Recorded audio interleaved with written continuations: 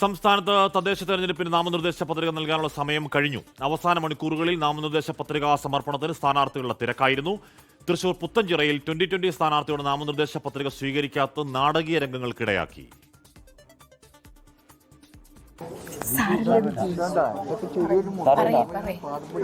നമുക്ക് കോടതിയുണ്ട്, എല്ലാവരും നമുക്ക് എതിർക്കാൻ സാധിക്കില്ല. എല്ലാ അനീതിക്കും ഒരു അറുതിയുണ്ട്. വിജി ഇതുവരെ കഴിഞ്ഞ ദിവസങ്ങളിലെല്ലാം ഈ പറഞ്ഞ 11ാം വാർഡിലെ എല്ലായിടത്തും വീടുകൾ കയറിയിട്ട് നല്ല പ്രചരണം നടത്തിയ വിജി ജയിക്കുമെന്നുള്ളൊരു ഒരു ഭീതി കൊണ്ട് രാഷ്ട്രീയ പാർട്ടികൾ പ്രധാനമായും LDF ചെയ്തിട്ടുള്ളൊരു വേലയാണിത്. വിജിയുടെ വീട് 11ാം വാർഡിലാണ്. അവിടെ റെനോവേഷൻ നടക്കുന്നുണ്ട്. അവിടെ എന്നാലും വിജിയും ഭർത്താവും അവിടെ ഇടയ്ക്കിടയ്ക്ക് താമസിച്ച് അതിന് ചുറ്റുമുള്ള 14 ഏക്കർ സ്ഥലത്ത് കൃഷി നടന്നുകൊണ്ടിരിക്കുന്നതാണ്.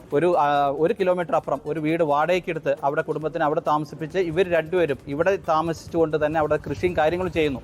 ഇത് അവസാന നിമിഷം 13ാം തീയതിയാണ് നമ്മുടെ വോട്ടർ പട്ടികയിൽ ആൾക്കാരെ വെട്ടുന്നതിൻ്റെ ലാസ്റ്റ് ഡേറ്റ് 13ാം തീയതി ആയതുകൊണ്ട് വിജി 10ാം തീയതി തന്നെ അവിടെ പോയി അവരെ കണ്ട് സംസാരിച്ചിട്ട് ഡോക്യുമെൻ്റ് എല്ലാം കൊടുത്തപ്പോൾ എല്ലാ ഡോക്യുമെൻറ്റും ശരിയാണ്, നമുക്ക് കുഴപ്പമില്ല എന്ന് പറഞ്ഞിരുന്ന അതേ ആളുകൾ, അതേ ഉദ്യോഗസ്ഥന്മാർ 13ാം തീയതി വന്ന് ചോദിച്ചപ്പോൾ പറഞ്ഞു ഇല്ല, അത് വെട്ടി, നിങ്ങളിവിടെ സ്ഥിരമായ താമസമില്ല, വെട്ടി.